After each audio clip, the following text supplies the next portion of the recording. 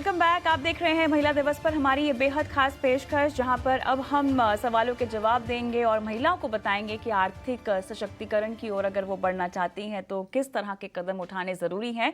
और इसमें हमारा साथ देने के लिए आज खास मेहमान भी जुड़ गए हैं। Shilpa Bhaskar Kole, founder nerdy bird financial wellness, Shweta Rajani, head mutual fund Anand Rathi wealth, और कीर्तन शाह, फाउंडर और सीईओ क्रेडेंस वेल्थ एडवाइजर्स। आप सभी का स्वागत है इस बेहद खास पेशकश में। और श्वेता और शिल्पा, आप दोनों को भी महिला दिवस की ढेरों शुभकामनाएं। और कीर्तन, हमारी इस बेहद खास पेशकश में आप भी जुड़े और महिलाओं को फाइनेंशियल प्लानिंग के गुर सिखाएंगे आज। बहुत बहुत धन्यवाद हमारे साथ जुड़ने के लिए। और बहुत बातों का सिलसिला हम शुरू करेंगे दर्शकों के सवालों के साथ। और पहली दर्शक जो कि सवाल पूछना चाहती हैं, रजनी गुप्ता। रजनी जी नमस्कार। हेलो। नमस्कार रजनी जी, कैसी हैं आप? जी मैम, ठीक हूँ। Happy women's day. Thank you, same to you ma'am. बताइए, आपने सवाल हमें भेजा है और आप एक मिड कैप और स्मॉल कैप, एचडीएफसी का मिड कैप है, एक्सिस का स्मॉल कैप है, इसमें आप पैसे लगा रही हैं। और क्वांट का फ्लेक्सी कैप है जिसको लेकर आपने सवाल पूछा है ना? यस मैम, मैं 15 इयर्स का व्यू चाहती हूँ। अच्छा, ओके। रजनी, कुछ बताइए ना अपने बारे में, कहाँ से बोल रही हैं, क्या करती हैं आप? मैम मैं मुंबई से हूँ और मैं अभी जॉब करती हूँ। ऑलराइट। और आपने अपनी पहली इन्वेस्टमेंट म्यूचुअल फंड के जरिए शुरू की है या आप स्टॉक्स में भी, डायरेक्ट इक्विटी में भी पैसे लगाती हैं, बाकी फिक्स्ड डिपॉजिट वगैरह में भी आपने अपने पैसे लॉक इन कर रखे हैं? यस मैम, फिलहाल मैं म्यूचुअल फंड्स में ही करती हूँ। ऑलराइट, चलिए, अच्छा लगा क्योंकि आप जैसी महिलाओं की बातें सुनकर कई बार जो हमारी बाकी के दर्शक हैं उन्हें प्रेरणा मिलती है। कीर्तन, मेरे ख्याल से आपके पास है रजनी का सवाल। और रजनी एक निवेशक हैं जो कि म्यूचुअल फंड के जरिए इक्विटी बाजार में पार्टिसिपेट कर रही हैं। जो भी दर्शक, भले ही वो पुरुष हो या महिला हो, अगर शेयर बाजार को नहीं समझते हैं तो म्यूचुअल फंड एक बहुत बेहतरीन तरीका है कि आप इसमें पार्टिसिपेट कर सकते हैं। लेकिन रजनी ने जो है मिड कैप और स्मॉल कैप से अपनी शुरुआत की है इन्वेस्टमेंट की। कीर्तन, कैसे उनको आप हैंड होल्डिंग करना चाहेंगे अभी?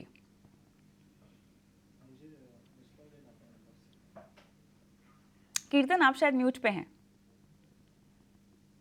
कविता जी, सबसे पहले आपको, को पैनलिस्ट को और जितने भी दर्शक हैं, वेरी हैप्पी विमेंस डे।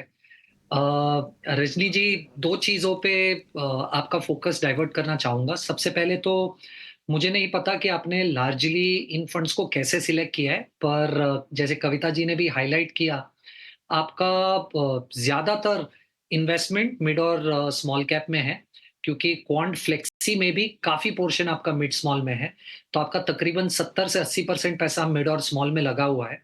अगर ये आपने पिछले 1 या 1.5 साल का परफॉर्मेंस देखकर किया है, तो आपको ये जानना ज़रूरी है कि शायद आपने पिछले 1 डेढ़ साल का जो परफॉर्मेंस ऑब्ज़र्व किया है, वो परफॉर्मेंस आगे रिपीट नहीं होगा। तो इसको ध्यान में रखें और उस परफॉर्मेंस को कॉपी करने के लिए ज़्यादा से ज़्यादा पैसा मिड स्मॉल में डालना, ये एक अच्छी स्ट्रैटेजी नहीं है। पर कुछ 2 चीज़ें आपके पोर्टफोलियो में बड़ी अच्छी लगी मुझे। सबसे पहले तो आपने कहा कि आपके पास 15 साल का इन्वेस्टमेंट होराइज़न है। आपको तकरीबन 8-10 साल का इन्वेस्टमेंट होराइज़न डेफ़िनिटली चाहिए अगर आप मिड स्मॉल में इन्वेस्ट कर रहे हो, तो वो आपके पास डेफ़िनिटली है। और मुझे ऐसा लग रहा है कि आपको बेसिकली थोड़ा-सा एक बिहेवियरल चेंज लाना है, क्योंकि आपका पैसा ज़्यादातर मिड और स्मॉल में लगा हुआ है। आपको ये जानना ज़रूरी है कि आपके पोर्टफोलियो में काफ़ी वॉलेटिलिटी होगी और नियर टर्म में तो डेफ़िनिटली आपकी जो एक्सपेक्टेशन है वो शायद मीट नहीं होगी। ये प्लीज़ ध्यान में रखकर पोर्टफोलियो को 15 साल तक होल्ड करने का विज़न बनाए रखें। अब एक चेंज करना चाहूँगा। देखिए, फंड में कोई खराबी नहीं है एचडीएफसी मिड कैप में, पर मुझे ऐसा लग रहा है कि अगर आपके पोर्टफोलियो को देखें और आपके पोर्टफोलियो में ओवरलैप्स को देखें, तो मुझे ऐसा लग रहा है आप अपने एचडीएफसी मिड कैप फंड को निप्पॉन ग्रोथ से रिप्लेस कर सकते हो, तो आपको थोड़ा-सा एक ओवरलैप कम हो जाएगा और स्टाइल डाइवर्सिफिकेशन आ जाएगा। और एक सजेशन ये भी होगा, अगर आप लार्ज कैप में एक इंडेक्स फंड में पैसा डाल दें, तो आपका लार्ज मिड स्मॉल में एक अच्छा बैलेंस हो जाएगा। चलिए, तो रजनी के लिए ये सलाह है, थोड़ा सा पोर्टफोलियो को डाइवर्सिफाई रखने की ज़रूरत है। और निप्पॉन ग्रोथ फंड जो है आपको रेकमेंड किया जा रहा है कीर्तन की तरफ से।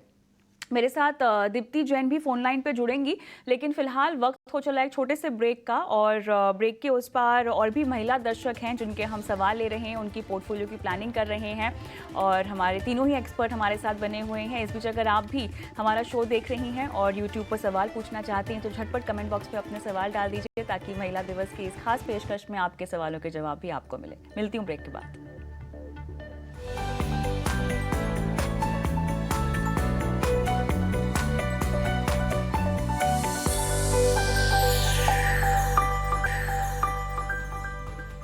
Welcome back. आप देख रहे हैं बनूब अपना फाइनेंस मिनिस्टर का विमेंस डे स्पेशल, जहां पर हम महिला दर्शकों के पोर्टफोलियो प्लानिंग कर रहे हैं, और कीर्तन, शिल्पा और श्वेता हमारे साथ बने हुए हैं हमारी आज की इस खास पेशकश में। अगला सवाल किशोरी मंडल से मैं पूछना चाहूंगी, जो फोन लाइन पर हमारे साथ है। नमस्कार किशोरी जी, क्या हालचाल?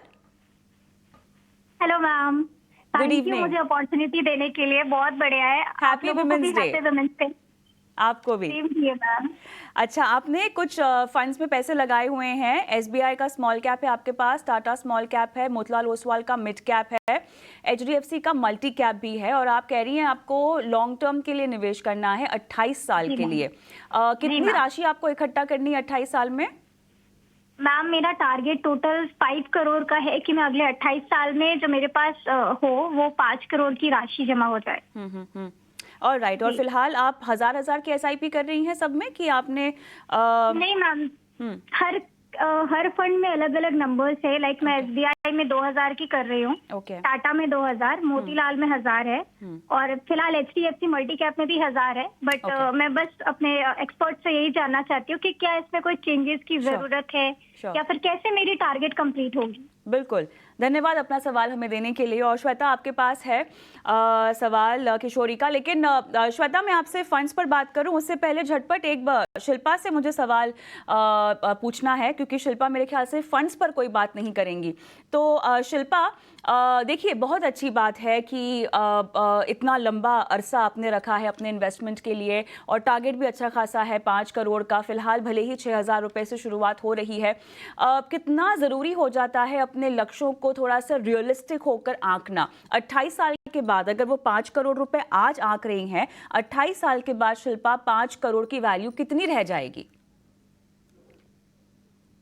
ये सवाल पूछने के लिए थैंक यू मेरे को कविता। और ऑन द स्पॉट 5 करोड़ कितना वैल्यू हो जाएगा इस ये कहना थोड़ा मुश्किल है। बट अगर आप 5 करोड़ का टारगेट लेके चल रही हैं 28 साल में, तो मेरा सिर्फ इतना कहना है कि 28 साल में ये जो 5 करोड़ है, इसकी जो खरीदने की क्षमता है, जो परचेसिंग पावर कहते हैं, वो काफी कम हो जाएगी। तो आपको ये भी लेके चलना है कि मान लीजिए कि इन्फ्लेशन रेट हमारा 6% या 7% से चल रहा है, तो क्या ये 5 करोड़ जो आप स्मॉल कैप्स और मिड कैप्स के रूट से आप जा रही हैं, ये जरूर आपको इन्फ्लेशन या महंगाई को बीट करने में जरूर मदद करेगा। पर क्या ये 5 करोड़ ही आपकी अमाउंट है जो आपके गोल या आपके लक्ष्य को फुलफिल कर पाएगी? तो फाइनेंशियल प्लानिंग के साइड से मैं ये कहना चाहती हूँ कि पहले ये जानना जरूरी है कि ये 5 करोड़ आप किसके लिए लगाना चाहती हैं। तो अगर आप 5 करोड़ का आंकड़ा लेके चल रही हैं, ये किस वैल्यू में है? ये आज के वैल्यू में है या फ्यूचर वैल्यू में है? और अगर फ्यूचर वैल्यू 28 साल में आपको ये अमाउंट चाहिए, तो ये अमाउंट किस चीज के लिए आप लगा रही हैं, ये देखना बहुत जरूरी है कविता। चलिए, बखूबी समझाया। श्वेता, आपके पास आती हूँ। श्वेता, आप बताइए, 6,000 रुपये, मेरे ख्याल से इनको अपनी इन्वेस्टमेंट अमाउंट तो बढ़ानी ही होगी, जब जब मुमकिन होगा वो शायद बढ़ाना भी चाहेंगी। बताइए कैसे हासिल हो लक्ष्य? जी, सबसे पहले तो सभी दर्शकों को, कविता आपको, शिल्पा आपको हैप्पी वुमेन्स डे। और बहुत अच्छा लगता है देख के जब वुमेन फाइनेंशियली इंडिपेंडेंट हो रहे हैं।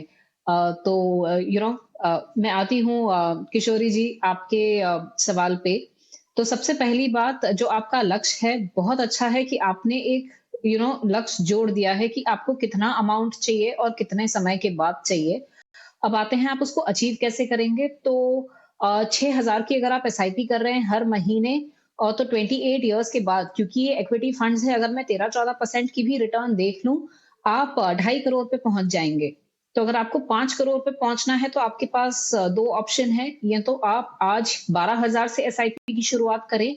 अगर आप ये नहीं कर सकते हैं तो हर साल कम से कम 10% से अपनी एसआईपी टॉप अप करें। और जब भी आपके पास कुछ लमसम जमा हो, उसे भी आप इक्विटी फंड्स में डाल दें। दूसरा मैं आती हूँ आपके पोर्टफोलियो में। अब आपके पोर्टफोलियो में करीबन 70 से 80% मिड कैप और स्मॉल कैप है। हो सकता है आपने सोचा कि लंबा समय है तो मिड और स्मॉल कैप का एक्सपोजर ले लें, लेकिन यहाँ पे आप वॉलेटिलिटी या रिस्क पोर्टफोलियो की बढ़ा रहे हैं। मेरे हिसाब से 50% तक मिड और स्मॉल कैप होना अच्छी बात है, 50% लार्ज कैप भी होना चाहिए, सो दैट एक बैलेंस आपकी अच्छी जर्नी हो for the 28 year period. Funds आपके कुछ फंड्स बहुत अच्छे हैं, सो एचडीएफसी का मल्टी कैप और एसबीआई का स्मॉल कैप आप एसआईपी जारी रखें इनमें। लेकिन जो मोतीलाल का मिड कैप फंड है और टाटा का स्मॉल कैप फंड है, यहाँ मैं आपको सलाह दूंगी कि आप एसआईपी रोक लें, क्योंकि मुझे मिड और स्मॉल कैप एक्सपोजर कम भी करना है पोर्टफोलियो में। और इसके जगह पे आप एक डीएसपी इक्विटी अपॉर्चुनिटीज का लार्ज और मिड कैप फंड ले लें और एक आईसीआईसीआई प्रू का फोकस इक्विटी फंड ले लें। इन दोनों ही फंड में लार्ज कैप का एक्सपोजर थोड़ा ज्यादा है, तो वो आपके पोर्टफोलियो में एक बैलेंस्ड 50-50 ले आएगा। तो ये मेरी सुझाव है आपके लिए। चलिए, तो और साथ ही में वादा करना होगा किशोरी जी कि आपको जब जब हो सके अपने इन्वेस्टमेंट अमाउंट को बढ़ाना है। रुकेंगे एक छोटे से ब्रेक के लिए, और ब्रेक के उस पार दीप्ति जैन ने यूट्यूब के जरिए अपना सवाल हमें भेजा है। कीर्तन जवाब देंगे इनके सवाल का इस ब्रेक के बाद।